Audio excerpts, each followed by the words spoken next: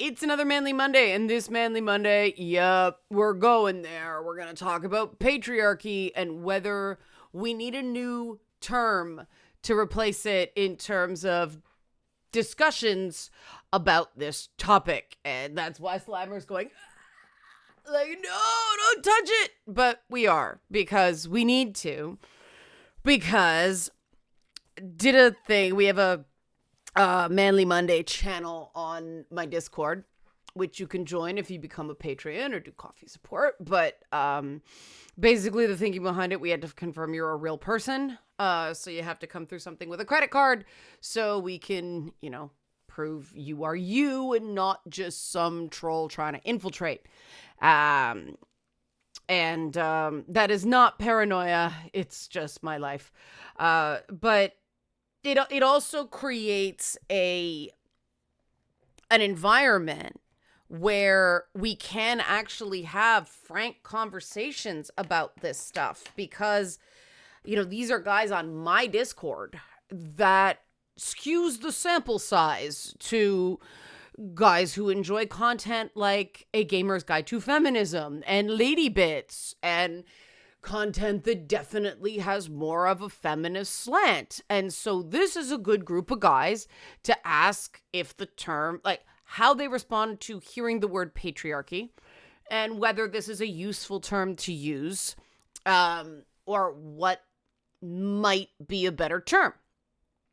And this is where we begin our journey. If you like this content, like I said, help support this channel. Become a monthly patron. Become a monthly patron to get access to the Discord. Patreon.com/Leanna K. It's coming up next. They go out around the 5th or the 6th of every month, the Discord invites for the month. So that's coming up soon. Or buy a one-time Leanna Care session for someone who can use it but can't afford it. Coffee.com/Leanna K. I just got another client say they're having financial hardship last week. So these are the times we live in. Even the relatively small fee I charge, because I'm not a therapist, is out of reach for some people. And that's the reality of the world we're in. But so to hold over from the tease, the general consensus is that while they understand, yes, our culture has a very patriarchal history, they do have an emotional reaction when somebody uses it in a conversation that tends to make brain go bye-bye.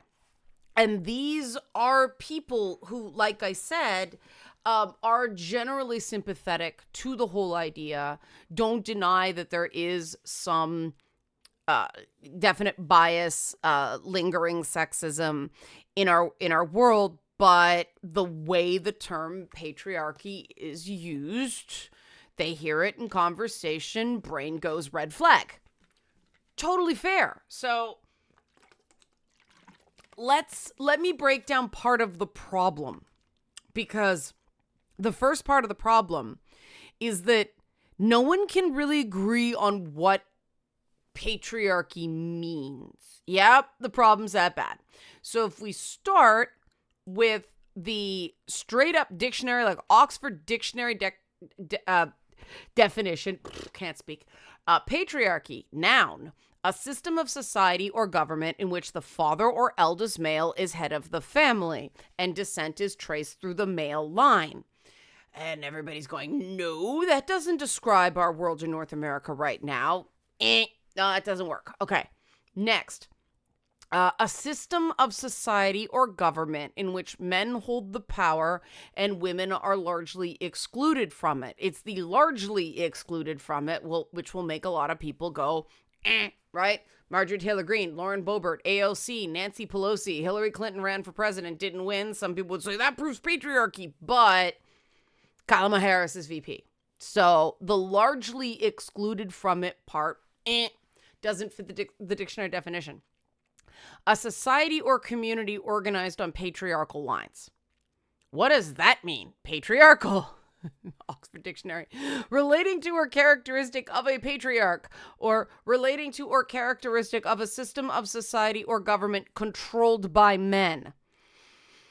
Again, we get back to that problem of controlled exclusively by men. I mean, Supreme Court justices' wives tend to be going buck wild this year, right? So this is the thing. If somebody just looks up the word patriarchy in the dictionary, this is what they get, and they go, this is not the world I see. But dictionary definitions don't tend to fully encompass how people use the term. It's just, this is a starting point. So I pulled up some other definitions of patriarchy from various academic slide presentations and things like that. So one is, in sociology, patriarchy is described as a form of social organization where cultural and institutional beliefs and values are dominated by men. This leads to male-oriented decision-making and social organization. Patriarchy literally means the rule of the fathers. The opposite, matriarchy, means role of the mothers. It might mean rule of the mothers. That might be a typo. But that idea of dominated by men, one part, male-oriented decision-making and social organization, another part. The dominant part, I think a lot of guys will go, nope, not my experience at all. The male-oriented decision-making and social organization, there are pockets of modern Western civilization where women will not vote for their interests over their husbands because of the lingering bit.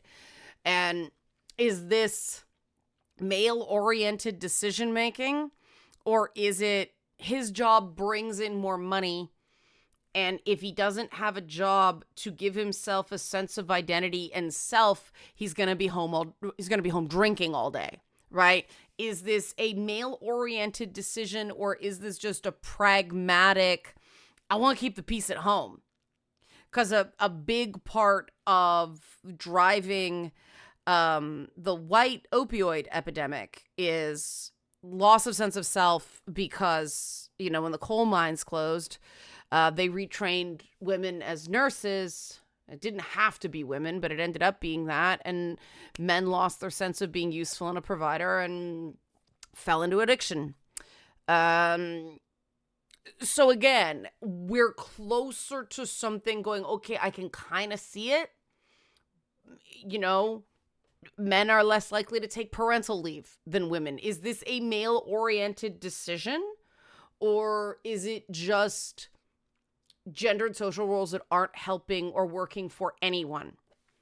This is why the whole patriarchy thing may not be, more and more I believe, may not be the most useful word to describe what we're experiencing now. But there are more definitions, so I'm not ruling anything out. I wanted to be really thorough, to be fair, for the people who, let's face it, I'm going to get a lot of hate by even challenging this concept. You're not a real feminist. You're a fake feminist. Like, no, I'm not. This is why I do this stuff, because I'd rather get results than credit. Okay, so patriarchy, derived from patriarch in Greek, I don't think that's actually Greek, is a term for societies in which male is the favored gender and in which men hold power, dominion, and privilege. Male power in a patriarchy can be found at family, community, social, and governmental level. Okay, so male is the favored gender. We can definitely think about certain cultures around the world where that's true. Female infanticide, that became a big thing with the one-child policy and, that kind of thing. Boys, there are certain social structures that value boys over girls. Could we say that's true in North America, where the birth rate is, well, there's slightly more women than men in North America, but part of that is because men, when they're younger, have more accidents. But still, the numbers are pretty 50-50. It would be really hard to say male is the favored gender now. Men hold power, dominion, and privilege. Privilege needs its own video. I've talked about privilege before, but it's been a while. Excuse me. So, and obviously at the individual, family, and community level, every community is its own microcosm. So yes, if you're in a very kind of strict religious community, there may be some male favoritism. Women can't be priests. Oh, but there's nuns. Let's face it, nuns don't have the power that priests do. So we can talk about complementarian gender ideology another time. We're talking about patriarchy now. And in that case, yes, nuns have different responsibilities than priests do. But do nuns have any responsibilities that involve the requirements of the faith, marriage, marrying them, burying them, and then communion? In Catholicism, no, nuns can't do anything in remotely like that. You can argue that Catholicism is patriarchal because of that.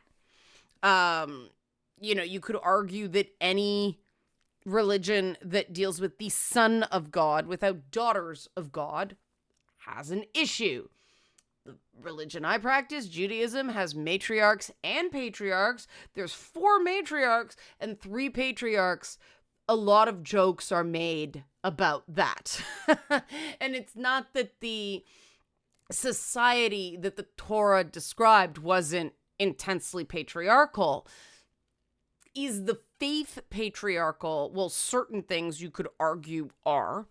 But there's female rabbis right now. Just saying. So that's more...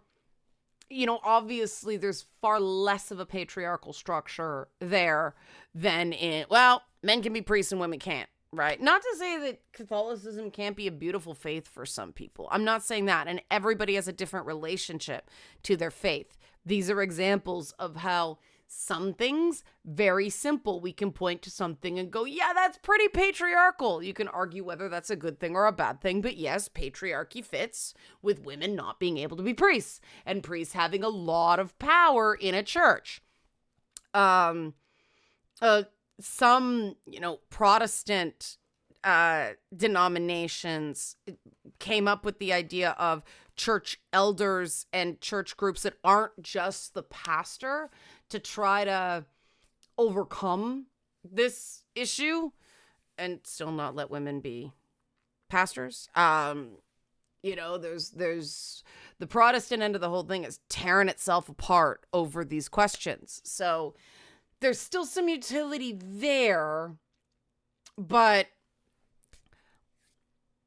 that's religious communities. It's a question. Is America a Christian country? All that stuff depends on who you ask, right?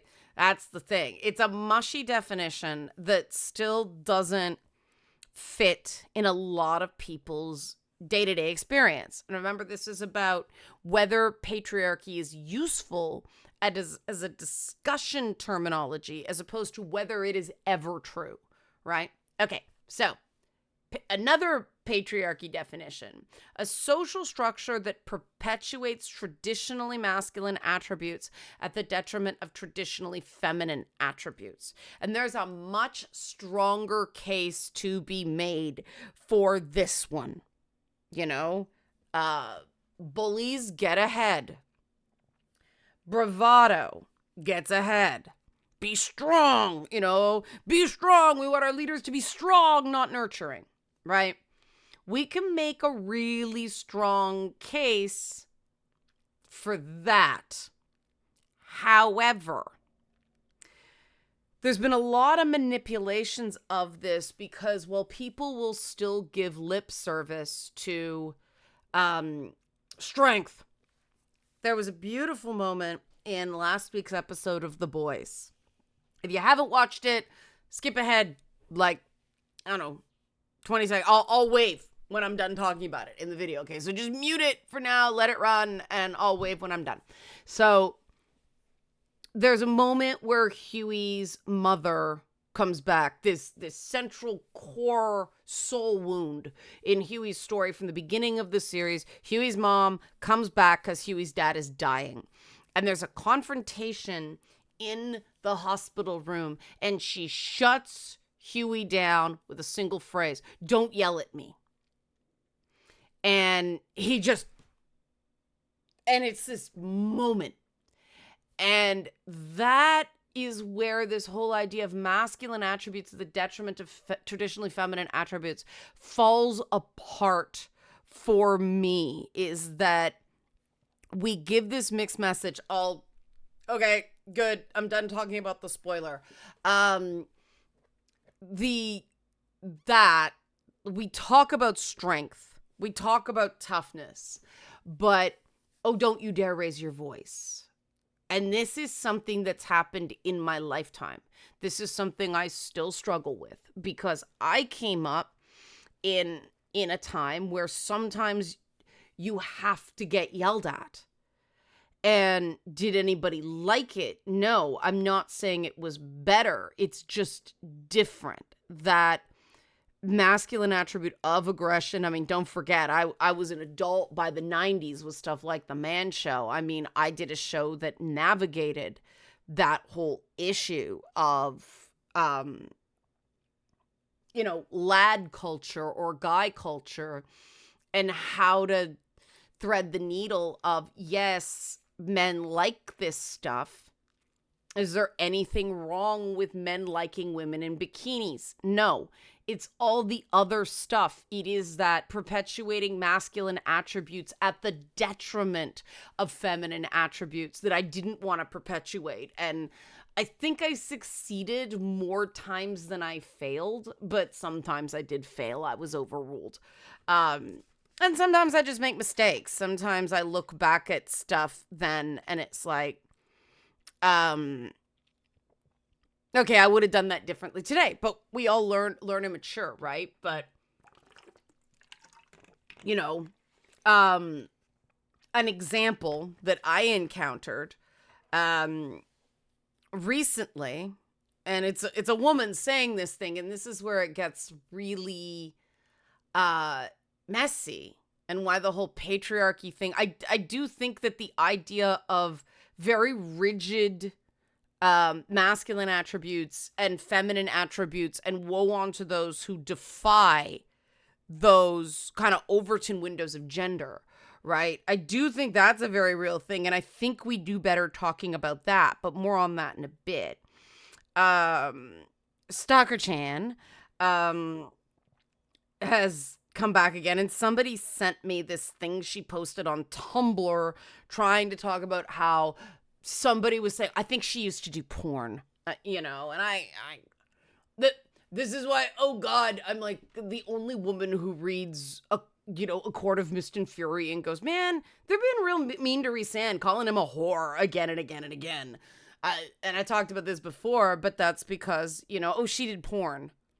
It's not true, but if it was, so what? Well, that's a violation of a feminine modesty norm and chastity norm, because women are supposed to be sexual gatekeepers. Men are supposed to want sex all the time. And women are supposed to deny men the sex because women don't really like sex, right? It's just, but that's not true. But women are supposed to deny horn dog men sex until men meet certain conditions. And then if men lie or deceive or go back on their word, it's the woman's fault for improperly screening the man. This is still a thing that women do to other women. And I don't think it's better that a best-selling book puts that treatment onto a man who's sexually assaulted, which is why I have real issues with it. And Rhysand is supposed to be a sympathetic character. He's the hunky romantic male lead, but I still don't want to normalize calling guys whores. I want to call women whores less, because even if she is a literal prostitute, that's a useful service, right? And the idea that prostitution is illegal in a lot of places is because of this idea that um and this is being re-examined about what we can, is it the prostitution or is it the organized crime surrounding the prostitution that is really the problem? But, it's bad for women. It pushes women into humiliating and degrading positions. Well, human trafficking is something different. Coerced sex is something different. But prostitution's humiliating and degrading because society says it's humiliating and degrading. Just saying. And it's very difficult to be on the receiving end of this stuff because it makes me feel like by merely existing, I am perpetuating these modesty norms, these chastity norms for women. And I don't consent to that. Part of the reason I did highly sexualized content when I was younger is I wanted to wreck those modesty and chastity norms. And it seems like instead of it being an area of more freedom where fewer people got called sluts and whores, men are just getting called whores now. And now it's all about sexual violence, and everything's gotten very uncomfortable, and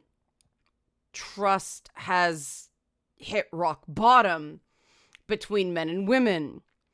If this patriarchy theory was really working, we'd think we'd be seeing things go in the right direction. And, in many ways, they have. The dismantling of patriarchy, I think, has been incredibly successful in terms of, voting franchise, in terms of, we're not there yet because of pay parity issues and the motherhood gap. I've talked about the motherhood gap before, that it's really not about being a woman.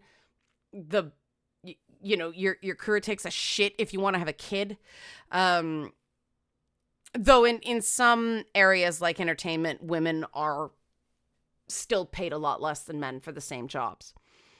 And, there's another example of it. There used to be, I used to call HBO, hey, boobs out. Premium TV, premium cable and streaming have become, hey, the boys is out, meaning full frontal male nudity is now alongside. And you're seeing, like, sometimes where there's a sex scene and the woman's fully clothed and the man's naked, and it's like, why is that better? Like, this isn't equal. That's saying, oh, it would be shameful for her to be full frontal, but if he wipes his member on the drapes before he tries to kill her, I'm not going to say what show that's from because now it's not a spoiler, that's entertainment, baby. She didn't do anything to deserve it. She's fully clothed, right? That's wrong. The modesty and chastity norms hoisted on women are a big part of what drove patriarchy. And the fact that feminism has now gone, oh, naked woman icky, naked boy yummy, or, if it's naked woman for heterosexual gays bad, lesbian gays good. I mean, no, okay, now you can't use that as an argument against patriarchy. Now you're the ones doing the modesty and chastity gatekeeping against women. And so because feminism took that, we can no longer use that, an example of ongoing patriarchal norms. You see the problem with this masculine attributes at the detriment of traditionally feminine attributes? What does that mean anymore? Are we insisting that, and what does tradition mean? The application of tradition, and I talk about this quite a bit, but again, I haven't done it in a while. Our idea of traditional values have only existed since the world wars. So we're coming up on, we would be in the interwar period. So World War I happened, but World War II didn't. And the sort of 1950s white picket fence, nuclear family. That was certainly post-World War II. So we're at 75 years of this tradition. That is a blink in human history. And there were different things that were considered acceptable, if not expected, for men to do. Like, you know, for the ancient Greeks and Romans, crying at your friend's funeral was considered mandatory. If you didn't care about them, you know. Now it's that keep calm, carry on, boys don't cry. Which tradition do we pick for traditionally masculine? This is the problem with using this particular definition of patriarchy. Because if we're going to use traditionally masculine attributes and traditionally feminine attributes to prove patriarchy so we can continue to use it, we lean in, we make worse what I think the real problem is right now.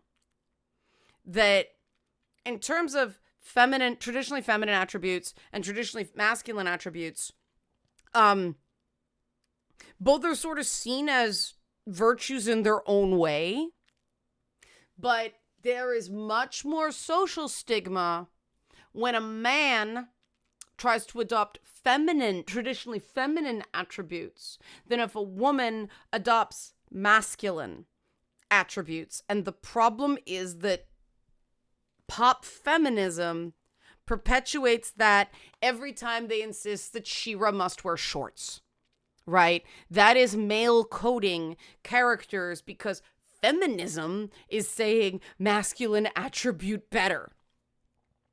Traditionally masculine attribute. You see the problem? It's all mushy because of the way the lines have been blurred. So what do? This conversation has made me very thirsty. I don't know why. Maybe it's all the talk about sex. Ha ha. But anyway, okay. So the two biggest problems in the world right now are oligarchy and complementarian gender ideology.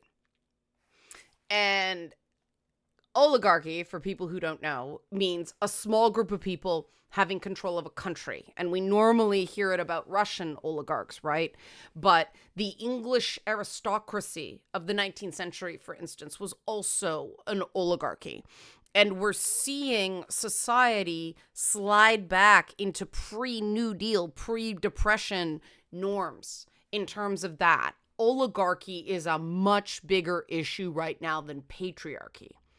But we also have this complementarian gender ideology. And when we talk about social structures perpetuating traditionally masculine and feminine attributes, that is actually what we're talking about, not patriarchy. Complementarian gender ideology. The fact that men and women are different in a uniquely special way. Men like these things, and if you don't, you're weird, and they have these attributes, and if you don't, you're weak. And women have these things, and if you don't like them, well, you must be horribly damaged. If you're not happy being a wife and mother, if that doesn't bring you joy, something is wrong with you. And, you know, on and on and on. All the stereotypes. That is what complementarian gender ideology is, and that has existed for so much longer than we've been talking about gender ideology. This is how the Catholic Church justifies only men being able to be priests, because priesthood is not the proper role of women. The proper role of women is to be brides. And so nuns are the brides of God, right? Complementarian gender ideology is the big leftover from patriarchal systems where legitimately men had the power, women couldn't inherit land, women couldn't vote.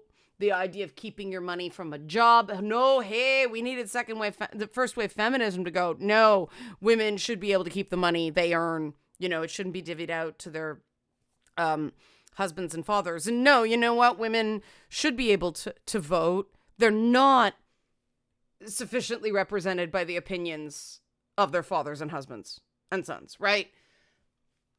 So this is an important shift. This is not just me being a contrarian, precisely because of the way I showed that feminism, modern feminism, and the reason I call myself a mosaic feminist and not an intersectional feminist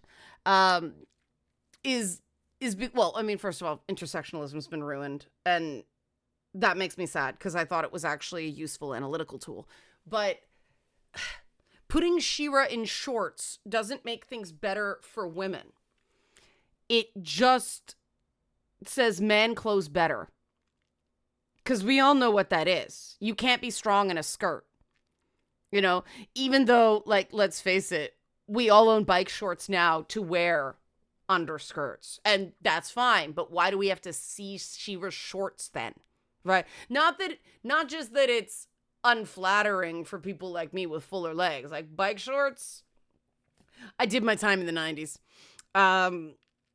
Because it cuts you off at the knee and it creates a very unflattering line. But yes, we don't want to play up feminine characteristics. Oh God, no. I mean, the Cartoon Network butt, I just learned about this 2 weeks ago. Apparently that's okay because that's seen as, you know, mom. Whereas the Jessica Rabbit physique, right? Found out a few weeks ago my boobs are too big for Bridgerton. Yep, if Penelope was built like me, that would be considered hypersexualized and therefore bad. These things grew on their own. I couldn't stop them. Oh God, I wanted to. It's a lot. You know, if I'd be much happier if I had some sort of subsidy for the cost of fucking bras, okay?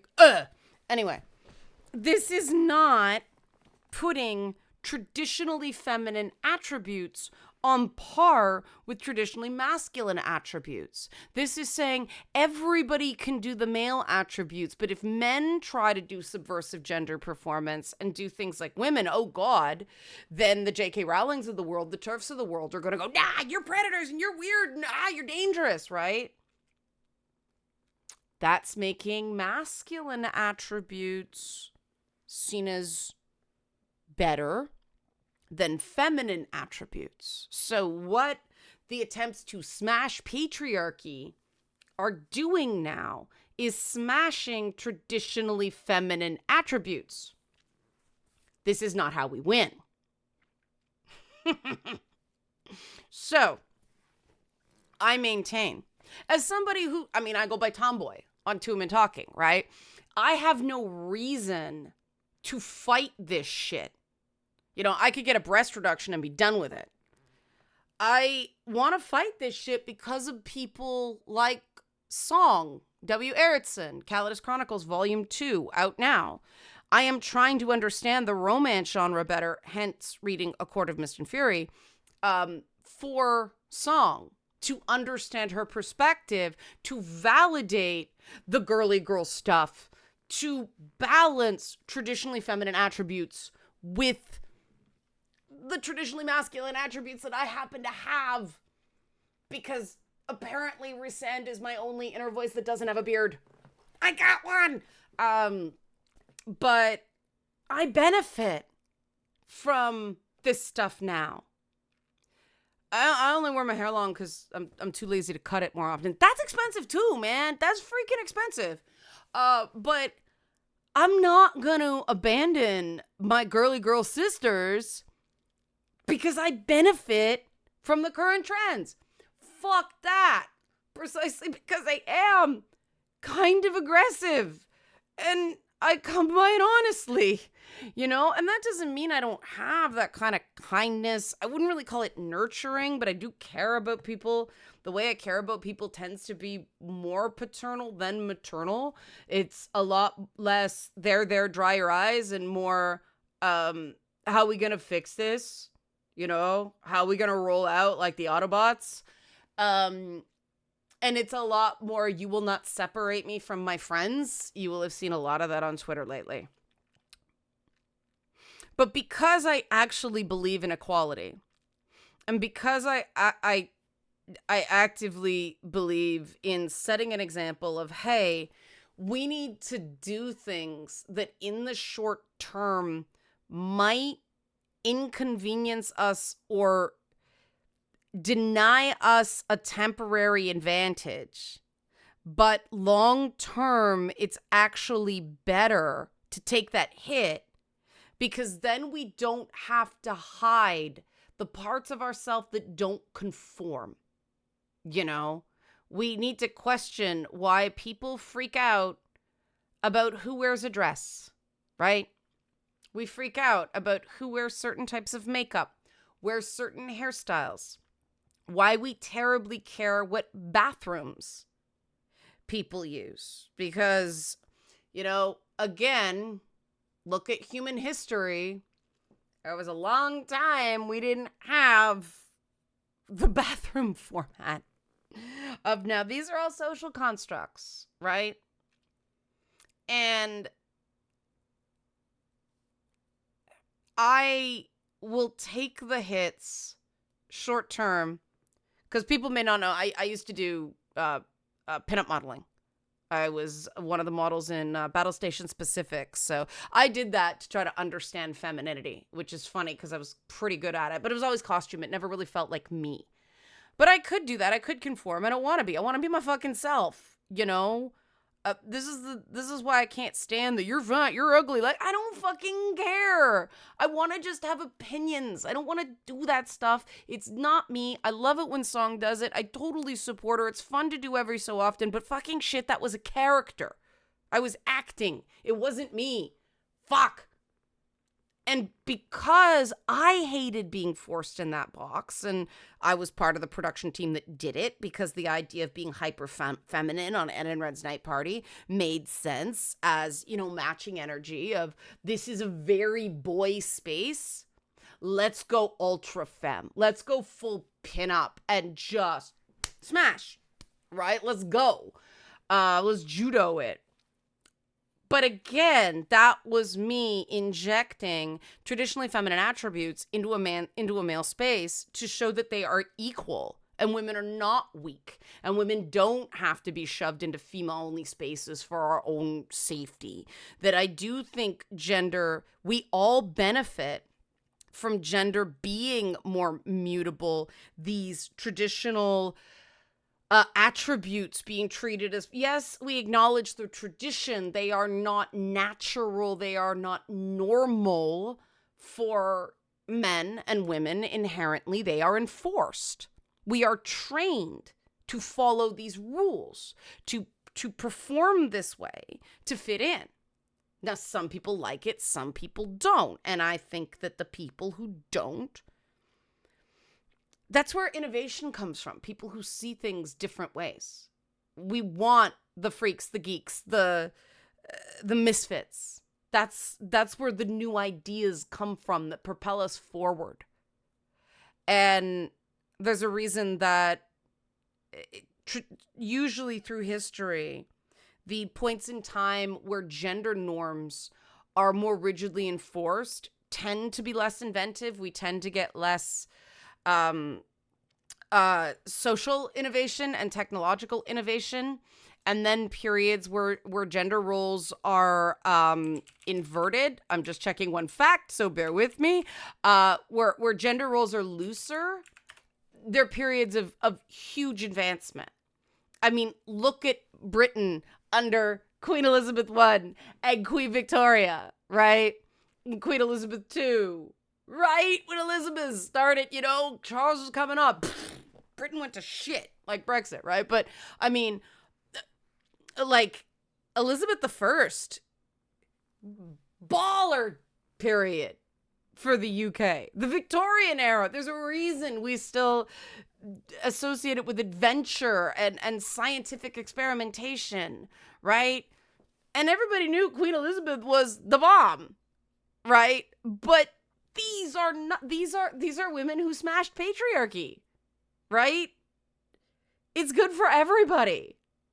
And so I do think that I maintain, and we'll have to come back, we'll have to get a better term for it, because gender complementarian oligarchy is a mouthful, but it's sort of a complementariarchy. complementarchy. It's that. It's not that one gender role or one gender or the other gender is treated as superior so much in North America. I'm not talking about places that still actually, do the patriarchal stuff I was talking about before. But in North America, it's not a question of man good or woman good. It's stay in your lane or you're bad. That's the real issue. And this goes down to how we treat minorities in general, right? Because there will always be sex typical people who, best we can tell, make up about 75% of the population, and then that 25% of sex atypical people like myself who, that's a large minority, but it's still a minority. Minority rights, hey, it's a thing, right? And so I do think that finding a cool term to describe gender complementarian oligarchy is a good way to replace patriarchy in conversations. Because if you say, wealth and power, too much is concentrated in the hands of too few, almost everyone will agree with you. If you say gender norms are too rigid, that men and women who don't conform are punished, but hey, let's face it, men are punished more than women for defying gender norms because masculine attributes are more prized than feminine attributes. Most people will agree with you. That does not mean the masculine attributes are bad, right? And that's where the whole toxic masculinity thing comes in. That's where that gets confused. I don't use that term anymore. So what do we call gender complementarian oligarchy to get the buy-in, to have the interest convergence, to have everybody working towards the same things, rowing in the same direction? I'm really curious about what terms you guys are going to come up with based on this discussion, because I think this is something we can agree on. Too much power is in the hands of too few, and gender roles are too rigid, and conformity to them is coerced in a lot of ways. And there are social punishments for not conforming to the expectations associated with your gender. We can all agree on that. We can also agree that people should be able to perform anywhere they want, wear anything they want, within reason, dress for the weather. But people should be able to wear anything they want, do anything they want, again, within reason. The norms being too rigid is something nobody likes. Well, I shouldn't say nobody. You will find one person who likes everything. But you know what I mean, right? Gender complementarian oligarchy. What do we call it? Help support this channel. Become a monthly patron. Patreon.com/Leanna K. Or buy a one-time Leanna Care session for someone who can use it but can't afford it. Coffee.com/Leanna K. You can join our Discord this way, where we have these sorts of very productive conversations. Become a patron or a coffee supporter today. Thanks for watching Manly Mondays.